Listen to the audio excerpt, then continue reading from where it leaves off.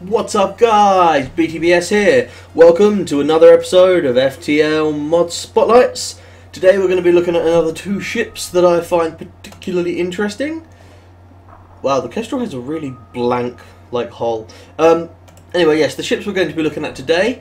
One, the cargo ship.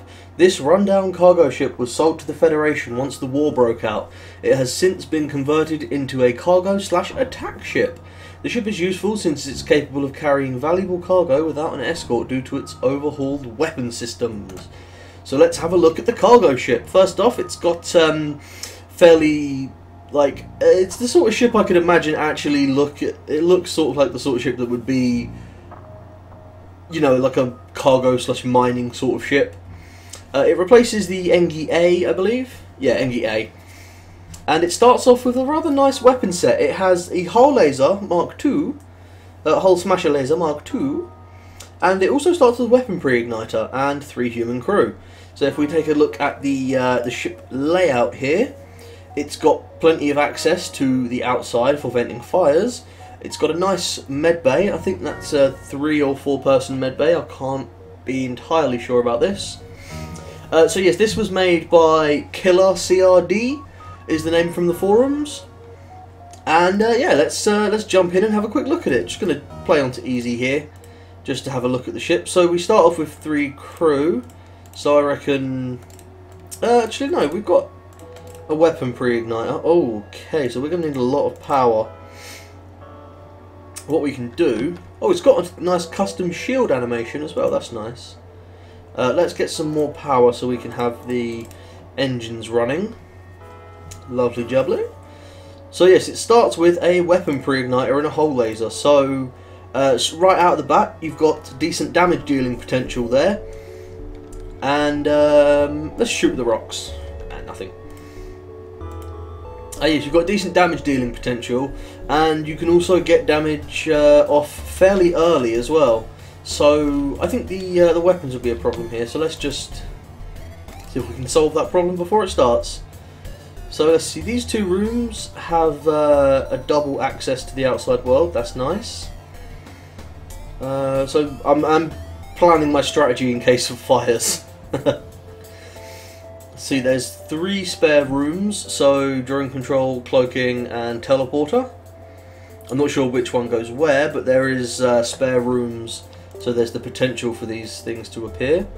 Wow, they're actually fixing their ship incredibly fast, and our weapons are going down. Let's get in there and fix those weapons up, shall we? I don't want them to go down. Yeah, they didn't go down. Awesome. Let's just reassign some crew. There we go. So right out of the bat, this ship's nice and powerful.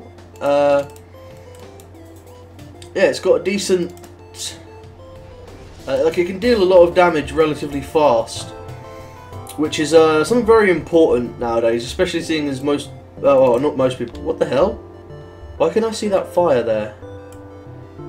Okay, so there's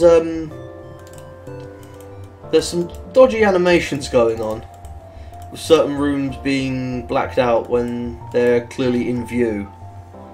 Okay, fair enough. Yeah, I have sensors, so there's just this just looks like a problem with the actual, the ship itself. Not exactly sure what the problem is. Let's check these guys in here, heal them up a little bit. So that's quite a nice shield picture it's got there. I'd love to see what it looks like when it's stronger. My health for powered up my med bay. Hooked up. Yeah, so this ship piqued my interest because it starts with a weapon pre-igniter. And any ship that starts with a weapon pre-igniter has the possibilities of being extremely powerful early and late game. So the weapon pre-igniter starts you off nice and strong, and the possibility of, you know, any weapon being pre-ignited later on is an extremely powerful one. So it definitely piqued my interest because of that. I thought I'd just, you know, I'd have a look at it and see what it's like. And I like ships that come with a backstory as well, I'll just say that. So this one's got a little backstory, you know, it was a cargo ship and it's been, it was sold to the Federation when war broke out. I like it. There's some. The animations are still a little dodgy on the ship. Like I'd like to know exactly why these rooms are darkened. It's strange.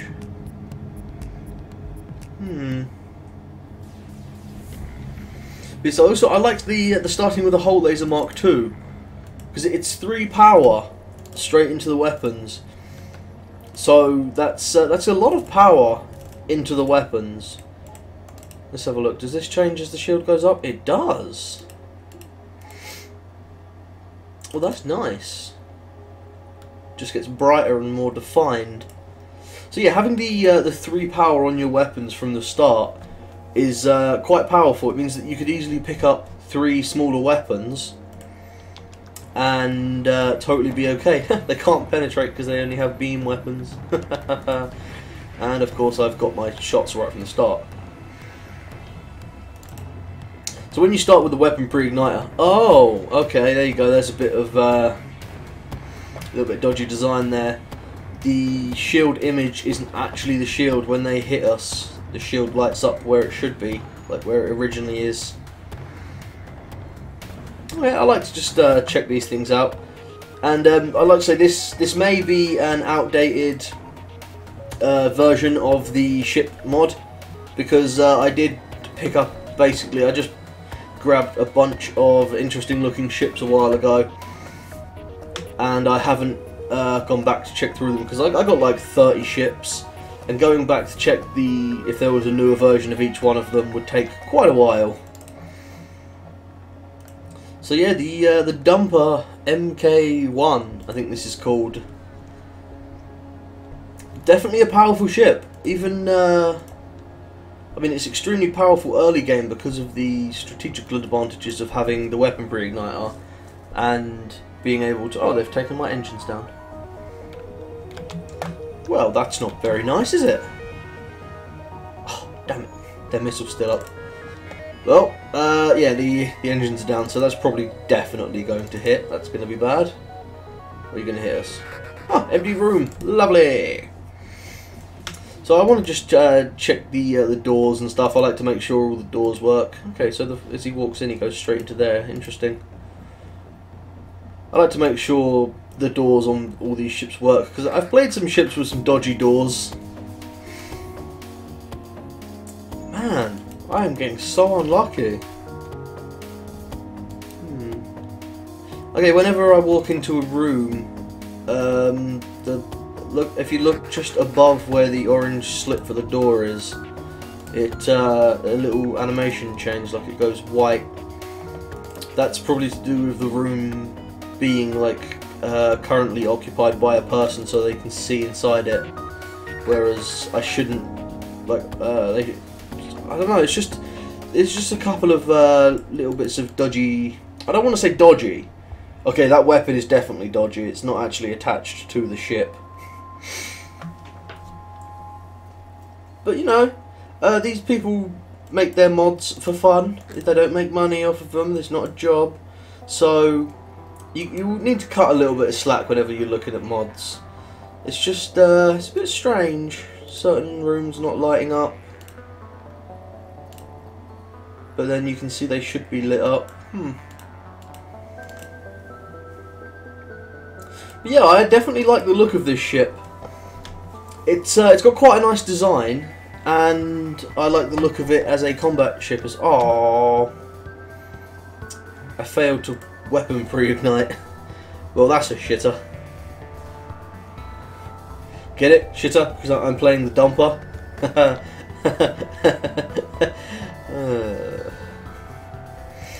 You were right not to laugh at that. You were very right not to laugh at that. So it looks like it has 3 weapon spaces and probably 3 drone spaces as well, which is nice and balanced. It means you can basically do anything you want with the ship. Lacking a 4-person teleporter, it's not a recommended teleporting ship, obviously. The medbay would be pretty far away. I'm guessing the teleporter would probably go there or there. One of these. It's got to be in one of these rooms, so it's not really a guess. That's it's got to be in one of these rooms. But yeah, having only a 2-person teleporter and starting with humans, obviously not recommended for teleporting, but you know, the ship starting off as bare bones as it does, it sort of gives you the option to do anything you want with it. Having the 3 weapons and 3 drones means that you could go all drones or weapons, or you could pretty much do whatever you want with it, basically. And I like that in a ship. I like having choice. Let's not attack this ship. So yeah, straight out of the bat, this is quite a nice ship. It seems quite powerful. It might struggle a little bit on Captain's Edition. It's got a lot of rooms fairly close together, so lasers could be a problem. I mean, like, right across there, that's 3, and all your important systems basically are on 1 rung. So a decent laser shot right down the middle would cripple you. But having the doors close enough to the systems means that you could vent fires easily enough. Having the med bay up there could be a problem. You could get into a no oxygen situation along the shaft. It looks like a penis. The ship looks like a penis. I've just noticed that. I'm so sorry, Killer CRD, but your ship is a giant space dong. This is sort of like a shrunken down version of the Federation cruiser. It's totally what this ship is. It's a shrunken down Federation cruiser. You've got the the bits at the back, which are the balls, and then you've got the main bit, which is the shaft, and then you've got some horrible lumps coming out of the shaft for her pleasure, obviously. Anyway, that's going to do it for the dumper. So if we return to the hangar here, let's take a look at the second ship I've got to show off, the Rock Cruiser. This is actually called the Rock Sunstrike. It's made by Mad Hatter, and I will say this straight away, it is extremely overpowered. So this prototype Rock Cruiser houses an advanced drone bay, as well as an oversized generator to power its single experimental weapon, the Solar Barrage Array, which uses a powerful magnetic field to compress deuterium missile fuel into a state of nuclear fusion. The array then fires these miniature stars at the enemy. So if we jump straight in and have a look at this, we'll see it starts off with a special drone called a burner. It's a fire beam drone, okay. It's quite a large ship. It starts with everything. Drone, teleporter, cloaking, shields, weapon, absolutely everything apart from an artillery beam. And its main weapon is the Solar Barrage Array. So if we jump in here, and I can show you how this works. Now I have actually played a full run of this off camera, and I must say this ship is incredible. It is extremely overpowered. This Solar Barrage Array is just ridiculous. So it takes 1 missile per shot, fires 6 shots. You know, the best way to describe this is just to show it. And fire on the first jump. Of course we get fire on the first jump. Why wouldn't we? So I'm just going to use the cloaking as well. And it's got the basic non-special gib. So watch this. That is 6 shots from 1 missile.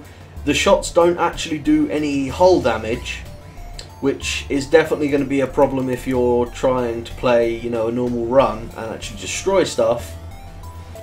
But what they do is system damage and ion damage. So each shot will do 1 system damage and 2 ion damage, meaning the full barrage can very easily do 6 system damage and 12 ion. So you imagine someone has 4 shields up, you fire this, each shot does 1 damage to the shield and 2 ion damage to the shield. You are very quickly going to be able to take out almost any shield, and I'm pretty sure I've never failed to take out an entire ship shield in a single solar barrage. Let's see if we can find a ship to teleport onto, because it seems like the main goal of this ship is teleporting. I've got some notes here. It has a 4-person teleporter and med bay. Oh, you're about to die, aren't you? Yes, that's alright. You fixed the oxygen before you did, before you almost perished. So yes, it does. It seems to be based around teleporting, especially having the 4-person teleporter right next to the 4-person medbay, meaning you can easily move back and forth. The burner, combined with the solar barrage array, you'd be able to take down every level of shields and spread fires rapidly across their ship, which is a guaranteed method of victory, basically. So I'm going to see if I can find a nice ship to teleport onto, and show you what this is really for.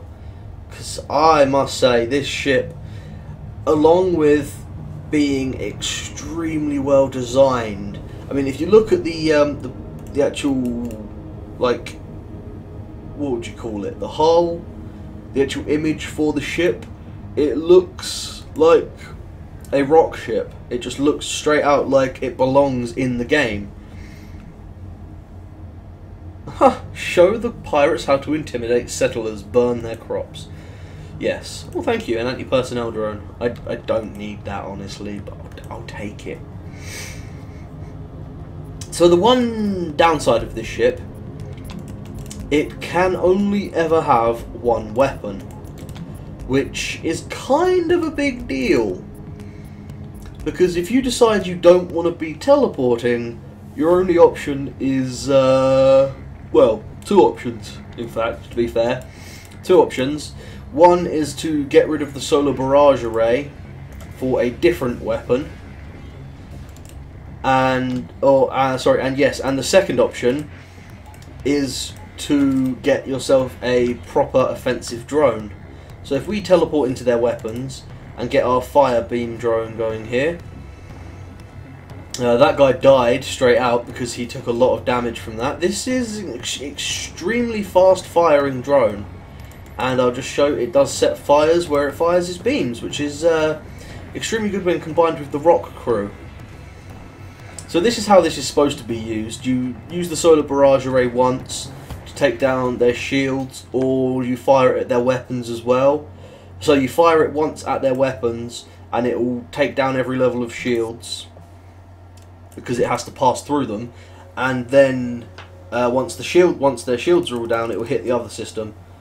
So you run into someone with a 3 power weapon and 3 levels of shields, you can very quickly take that all down and not need to worry about it, and then send your crew in.